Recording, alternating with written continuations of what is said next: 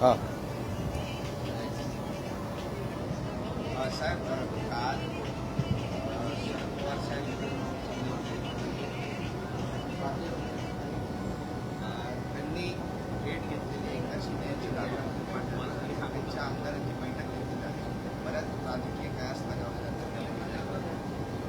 माननीय शरदचंद्रजी पवार साहेब हे देशाचे एक ज्येष्ठ नेते आहेत आणि ते माननीय एकनाथ शिंदे साहेबांच्या दालनामध्ये जर गेले असतील आणि तिथं माननीय एकनाथ शिंदे साहेबांनी जर त्यांचा सत्कार केला असेल तर ती आपल्या महाराष्ट्राच्या राजकारणाची एक संस्कृती आहे, परंपरेची एक मला असं वाटतं की झलक माननीय एकनाथ शिंदे साहेबांकडनं काल दाखवली गेली.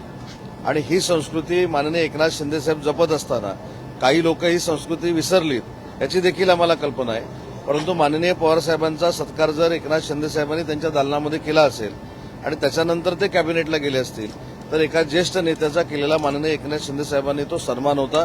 त्याच्यामुळे त्याच्यातनं वेगळे अर्थ लावण्याची काही आवश्यकता नाही. आणि माननीय शरद पवार साहेबांनी म्हणजे ही मला कल्पना नाही आहे, परंतु माननीय शरद पवार साहेबांनी शिंदे साहेबांच्या दालनामध्ये उपमुख्यमंत्र्यांच्या दालनामध्ये त्यांच्या आमदारांना बोलून काही चर्चा केली असेल तर मला असं वाटतं की याच्यामधनं राजकारण काय घडणार आहे असे संकेत लावण्याची किंवा अशी कल्पना करण्याची काही आवश्यकता नाही. माननीय शिंदे साहेबांनी माननीय शरद पवार साहेबांचा जो त्यांच्या दालनामध्ये सत्कार केला ही म्हणजे महाराष्ट्राची राजकीय संस्कृती आणि परंपरा आहे.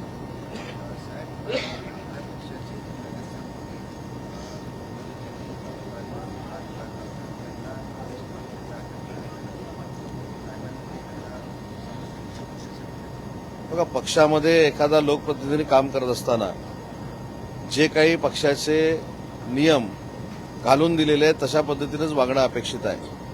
एखाद्या डॉक्टर महिला भगिनीवर हात उगारणं ही काही संस्कृती योग्य नाही. जो प्रकार घडलाय तो योग्य नाही हे अनेकांनी शिवसेना पक्षाच्या सांगितलेलं आहे, आरोग्यमंत्र्यांनी देखील सांगितलेलं आहे. आणि त्याच्यामुळं जी काही कारवाई पोलिसांनी केलेली असेल तर ती त्या संबंधित प्रकरणाशी संबंधित असेल.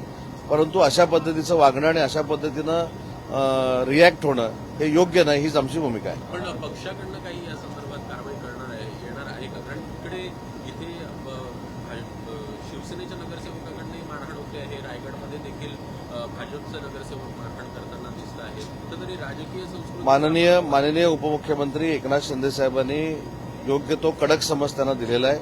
त्यांच्यावर पोलीस कारवाई होत असताना कुठेही राजकीय हस्तक्षेप केला नाही याचा अर्थ त्यांनी केलेल्या कुठच्याही कृत्याचा पक्ष समर्थन करत नाही.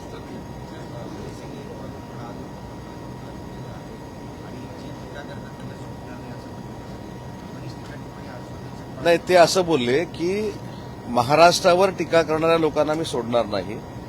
जे टीका करणारे आहेत ते 10 वर्षामध्ये असतील नसतील मला माहीत नाही, परंतु ज्यांनी सिलिंग बांधला ते माननीय एकनाथ शिंदे साहेब आणि देवेंद्रजी फडणवीस यांचं नाव मात्र सिलिंगवर नक्की राहील अशा पद्धतीची भूमिका काल फडणवीस साहेबांनी त्या ठिकाणी मांडली. आणि त्याच्यामध्ये अजून एक महत्वाची गोष्ट सांगितली नाना पटोलेंच्या बाबतीमध्ये की नाना पटोलेंसारखी व्यक्ती बाजूला करून ज्या पद्धतीनं काँग्रेसनं नेतृत्व दिलेलं आहे त्याच्यामुळेच काँग्रेस रसातळाला जाते हे निश्चित झालेलं आहे.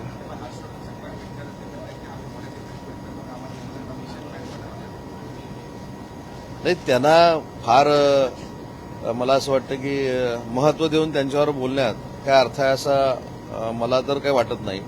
कारण ते फक्त टीका करणं, चुका काढणं याच्या पलीकडे जाऊन दुसरं काही करत नाहीत. परंतु कालच सभागृहात अजून एक चांगली गोष्ट घडली की माननीय छगन भुजबळ साहेबांसारख्या ज्येष्ठ नेत्याचं कौतुक नाना पटोलेंनी केलं.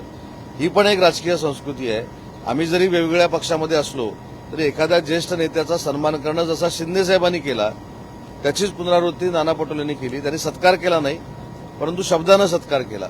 त्याच्यामुळे ही महाराष्ट्राची संस्कृती आहे. उठसूट आपण टीका केल्यामुळे आपल्याला जे ब्रेकिंग मिळतंय, टीका केल्यामुळे कदाचित आपला टीआरपी वाढतोय असं ज्यांना वाटतंय आणि जे पूर्वीच्या काही 9 वाजता पत्रकार परिषद घेतात त्यांच्या पावलावर पाऊल टाकून जर पुढे जात असतील तर त्यांना काही राजकीय यश मिळणार नाही आणि त्यांच्या पक्षाला देखील राजकीय यश मिळणार नाही.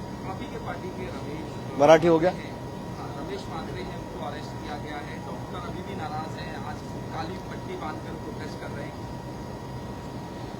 जो हमारे नगरसेवक ने वहां किया है उसका समर्थन किसी भी शिवसेना के लोक प्रतिनिधि ने और हमारे नेता माननीय शिंदे साहब ने नहीं किया है।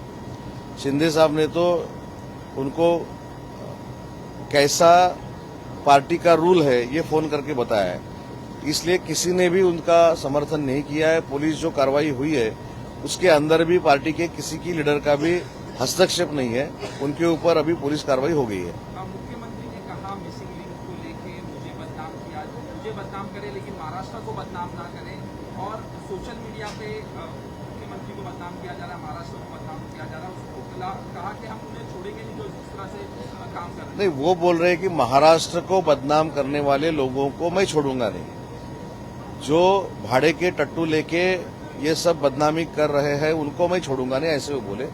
वो खुद को बदनाम करने वाले लोगों को छोड़ेंगे नहीं, ऐसा वो नहीं बोले। वो महाराष्ट्र को बदनाम करने वाले को हम छोड़ेंगे नहीं, और ये सही बात है। जिस राज्य में हम रहते हैं उसकी बदनामी करने वाले अगर पैदा होते हैं तो उनको छोड़ने का ही नहीं है।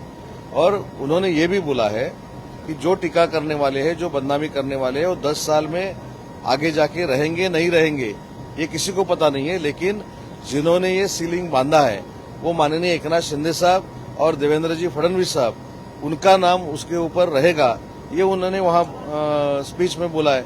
इसलिए मिसिंग लिंक के बारे में जो क्लेरिफिकेशन देना था वो माननीय मुख्यमंत्री मोदी ने दिया है। एनसीपी पार्टी की तरफ से नाराजगी जताई गई है जब मिसिंग लिंक के बारे में कहा गया, तो आपने भी अभी कहा कि मुख्यमंत्री और मुख्यमंत्री एकनाथ शिंदे का नाम रहेगा, लेकिन अजित पवार के बारे में भी नाम नहीं लिया गया, उसको लेकर नाराजगी नहीं, नाराजगी नहीं है, उसमें अजीत दादा का भी रिस्पेक्ट है, सुनेत्रा बहनी का भी रिस्पेक्ट है, लेकिन जो डीपीआर बना था जब से ये काम शुरू है तब से माननीय देवेंद्र जी फडणवीस साहब और एकनाथ शिंदे साहब साथ में वो काम कर रहे हैं। जैसा समृद्धि महामार्ग में माननीय एकनाथ शिंदे साहब ने और देवेंद्र जी ने मिलकर काम किया है, वैसा ही वो सीलिंग में हुआ है, इसलिए दोनों का नाम लिया है।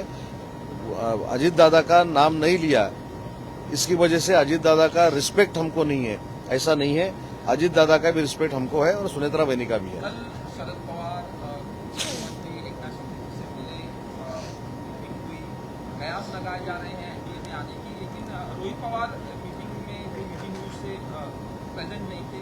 क्या नहीं, भी पवार साहब एक देश के बड़े नेता है, अगर वो माननीय हमारे मुख्य नेता एकनाथ शिंदे साहब के दालन में जाते हैं तो उनका सत्कार करना ये तो महाराष्ट्र की राजकीय परंपरा है, तो उसमें गलत क्या है? ठीक है।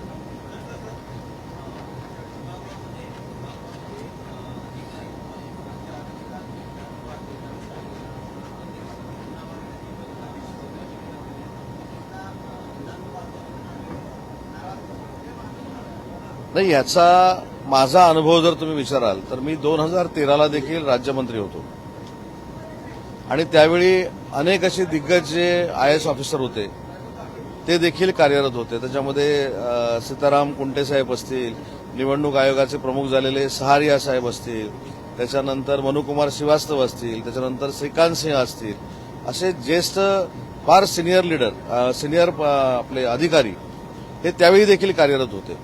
आम्ही ज्यावेळी प्रश्नाचं मंत्री म्हणून उत्तर देत असतो त्यावेळी आमच्या डाव्या बाजूला एक अदृश्य गॅलरी असते, त्याचा उल्लेख कधी करायचा नसतो, परंतु त्यावेळी देखील हे सगळे सिनियर प्रधान सचिव, सगळे मुख्य म्हणजे अतिरिक्त मुख्य सचिव, कधी कधी मुख्य सचिव देखील हे त्या अदृश्य गॅलरीमध्ये येऊन बसायचे। मंत्री महोदय ज्यावेळी उत्तर द्यायचे त्यावेळी त्यांना ते ब्रीफिंग करायचे। पण आता ती प्रथा परंपरा का थांबली मला देखील माहीत नाही। मी त्याच्यावर जर अजून काय बोललो तर मी कोणावर तरी टीका करतो अशातला भाग होईल, परंतु नार्वेकर साहेबांनी काल ही जर वस्तुस्थिती सांगितली असेल तर त्याच्या पार्श्वभूमीचा मी साक्षीदार आहे। 2013ला मी ज्यावेळी राज्यमंत्री होतो आणि अनेक खात्यांचा मंत्री होतो त्यावेळी आमचे सगळे प्रधान सचिव, अतिरिक्त मुख्य सचिव हे त्या अदृश्य गॅलरीमध्ये बसलेले मी बघितलेले आहेत। त्याच्यामुळे मला असं वाटतं की ही एक परंपरा आहे आणि ती जर टिकली तर अजून प्रशासन आणि शासन याच्यातला जो संबंध आहे तो आहे त्याच्यापेक्षा मजबूत होईल।